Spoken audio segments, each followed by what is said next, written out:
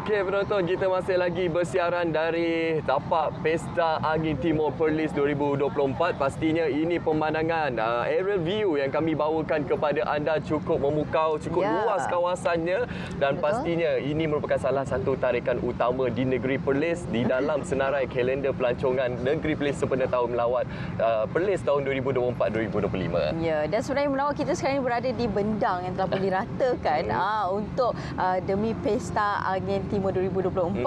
Jadi dapatlah merasai pengalaman kan duduk kat atas bendang ni kan, tanah dia tak berapa rata. Tapi inilah antara pengalaman yang cukup menarik buat kita semua. Antara tarikan utama anda tengok di belakang kami kan. Orang tempatan panggil sebagai back show. Ini antara jentera-jentera moden lah yang diguna pakai untuk sektor pertanian khususnya dari segi penanaman padi dan juga menuai padi. Okey, sebelum kita nak berbicara berkenaan dengan sektor pelancongan di negeri Perlis, kita nak perkenalkan seseorang yang sangat penting pada hari ini khususnya dalam memperkasakan industri pelancongan di negeri Perlis secara keseluruhannya, iaitu kita perkenalkan Yang Berhormat Datuk Muhammad Khair Razman Muhammad Anwar yang merupakan Setiausaha Kerajaan Negeri Perlis. Assalamualaikum Datuk. Waalaikumsalam. Terima kasih pada Cik Nawar dan juga Raja Suzy. Okey Datuk, mungkin untuk permulaan ini kita nak kongsikan kepada penonton ni lah secara mukadimahnya peranan kerajaan negeri khususnya dalam penganjuran Pesta Angin Timur ini sebagai salah satu aspek pelancongan yang utama dalam kalender pelancongan untuk tahun melawat Perlis ini Datuk. Dia untuk makluman penonton-penonton semua, kerajaan negeri memainkan peranan penting lah dalam mempromosikan industri pelancongan di negeri Perlis. Dan Pesta Angin Timur merupakan satu yang signature event yang kita telah aturkan pada tahun ini. Saya ingin mengambil kesempatan untuk mengucapkan terima kasih kepada Kementerian Pelancongan Seni dan Budaya dan juga kepada Jabatan Kebudayaan dan Kesenian Negara di Perlis yang telah bekerjasama dengan Kerajaan Negeri Perlis dalam menjayakan Pesta Angin Timur.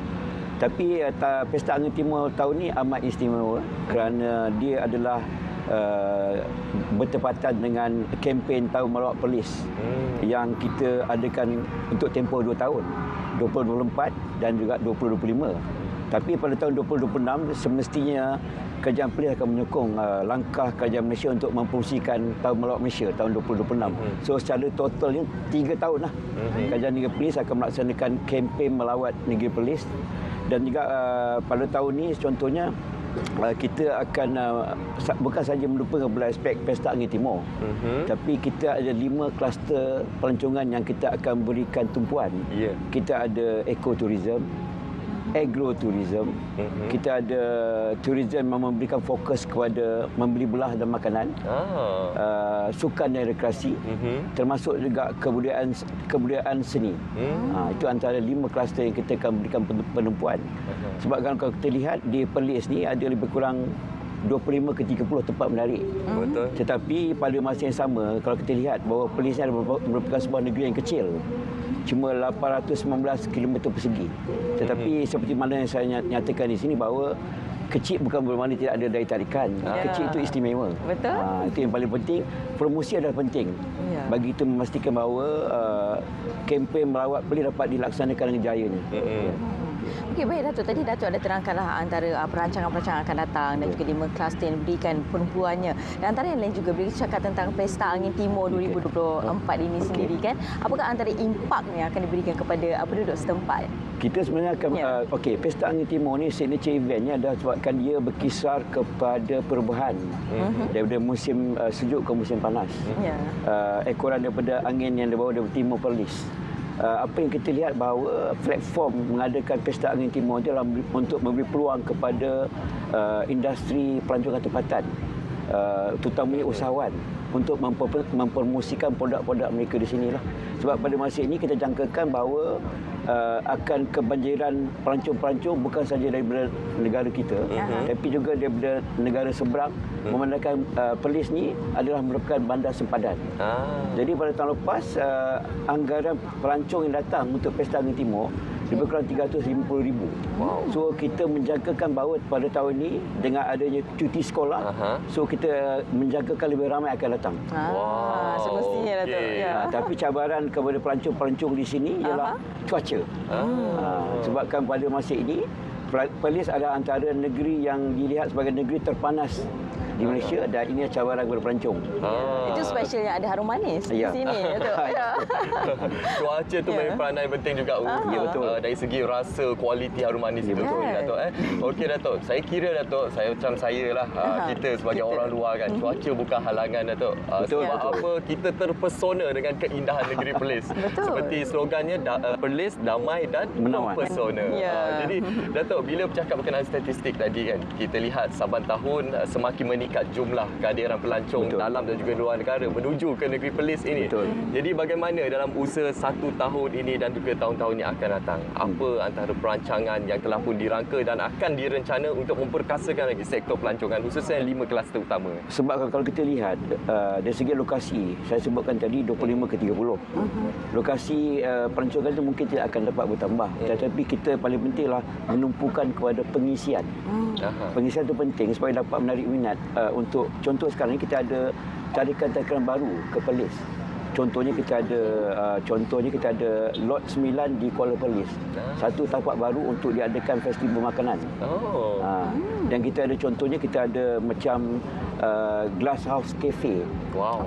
Di Gunung Medan, di mana you dapat menikmati pemandangan di belah atas. Wow. So di antara itu antara pengisian-pengisian baru lah. Ada kita Araberry di Kanga contohnya. Dan juga kita ada sanctuary ikan air tawar di Timah Tasuk. Tasik Timah Tasuk ni bukannya tasik semula jadi. Dia tasik buatan manusia lah. Di mana kita akan menjadikan dia sebagai pusat rekreasi juga. Untuk menarik lebih ramai pelancong ke Perlis. Itu antara usaha-usaha yang sedang dijalankan oleh kerajaan negeri, tapi kerajaan negeri tidak akan dapat melaksanakannya secara bersorangan. Kita memerlukan sokongan daripada penggiat di hasil pelancongan tempatan. Itu paling penting. Dan antara lokasi-lokasi yang menarik juga, Datuk, kan di sini antaranya seperti Kampung Awan-Wani. Ya, betul. Kita ada banyak tempat lah yang menarik. Antaranya apa lagi, Datuk? Kita contohnya pergi ke Wang Kelian. Dia ada Wang Kelian Viewpoint, di mana pelancong harus pergi pada 11 pagi untuk menikmati matahari terbit. Dan juga boleh menikmati sarapan pagi di Wang Kelian. Dan itu antara perancangan kita pada masa harapan untuk menjadikan Wang Kelian itu sebagai bandar sempadan sebab dia berdekatan dengan negara jiran. Kita juga nak, kalau kita lihat laporan akhbar menyatakan bahawa pelancong kita lebih ke sana. Tapi apa yang kita akan buat adalah supaya adanya keseimbangan. Maknanya kita akan mengadakan kolaborasi strategik dengan Thailand. Contohnya pada 6 bulan Mac ni kita akan mengadakan lawatan ke Hanyai untuk mengadakan satu kolaborasi strategik dengan pihak sana supaya bagaimanakah kedua-dua pihak ni dapat bekerjasama untuk memajukan industri pelancongan supaya mewujudkan keseimbangan. Ada pelancong dari Thailand ke sini dan juga kita ke sana. Tidaklah hanya berat sebelah. Itu yang paling penting. Betul-betul. Saya kira sebagai dari segi lokasi yang strategik Perlis ini sebagai negeri sempadan. Jadi pasti ekonomi juga kepada masyarakat di negeri Perlis. Dan bila kita bercakap berkenaan sektor pelancongan, salah satu perkara yang pasti menjadi tumpuan kita semua adalah faktor makanan, Datuk. Sebahagian daripada budaya masyarakat negeri Perlis. Okey, kalau pelancong nak datang ke Perlis ni, apa antara makanan-makanan yang menjadi highlight ataupun tumpuan yang wajib cuba, Datuk? Tak dapat dinafikan laksa Kuala Perlis. Laksa Kuala Perlis istimewa sebab apa? Saya berasal dari Perak.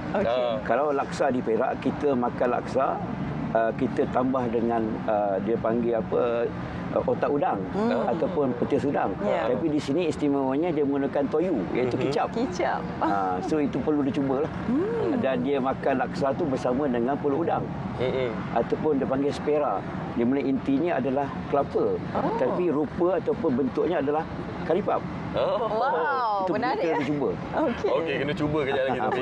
Betul, kita kena cari ni menawar. Okey, dan di kesempatan waktu yang ada ni, Datuk, mungkin Datuk boleh kongsikan kepada mereka yang sedang menonton ini untuk hadirkan diri. Saya kira sempena dengan Tahun Menawan Perlis sendiri, ada banyak pengisian yang menarik pastinya yang perlu untuk hadirkan diri sempena dengan cuti persekolahan ini juga, Datuk. Saya rasa pelancong-pelancong yang sama ada berada di Perlis dan juga di utara khususnya, saya mengalu-alukan kedatangan mereka ke Pesta Angin Timur di mana telah pun bermula sejak semalam dan akan berakhir pada esok.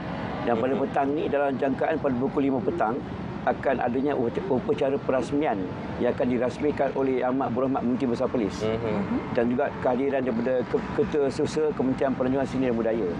Jadi paling penting lah mengambil peluang sebab adanya segmen udara, segmen tambahan pada tahun ini. Kita ada pertunjukan payung terjun oleh pasukan daripada TUDM. Dan juga kita akan adanya hot air balloon buat pertama kalinya. So saya rasa inilah kesempatan terbaik pada musim cuti sekolah ni. Jadi datanglah beramai-ramai. Okey, pasti selepas ini sebenarnya ialah di penghujung cuti sekolah ini Dato', pasti ramai yang merancang nak pergi ke negeri Perlis ini. Betul. Dari segi ketersediaan hospitality bagaimana Dato' untuk menerima lebih banyak lagi pelancong? Perlis ni contohnya adalah sebuah negeri yang kecil, tetapi saya nak nyatakan di sini bahawa pada satu masa Perlis boleh menampung dan menjadikan bilik penginapan untuk 2,500 pelancong untuk satu malam. Wow. Jadi kita adanya gabungan kerjasama di antara hotel-hotel sedia ada dan juga dengan homestay ataupun penginapan inap desa. Jadi kita menekankan contohnya perkhidmatan yang terbaik dari segi mengutamakan kebersihan dan juga dari segi kata menerima kehadiran pelancong lah supaya mereka tidak akan terkenal akan budi bahasa, adat resam. Itu yang kita kata Dato', orang Perlis ni hemoi-hemoi belaka. Betul, hemoi. Okey. Baik, itu dia antara perkongsian ataupun tadikan pelancongan baru di Perlis. Jadi saya kira memang seronok menawarkan. Kita pun banyak benda kita kena try ni. Utamanya makanan dan juga tempat-tempat yang menarik di sini. Betul. Jadi apa pun kita nak ucapkan terima kasih kepada Yang Berhormat Datuk Muhammad Tahir Razman Muhammad Anwar, Setiausaha Kerajaan Negeri Perlis atas perkongsian pada pagi ini. Terima kasih Datuk. Terima kasih banyak, Terima kasih kembali. Ya. Alhamdulillah.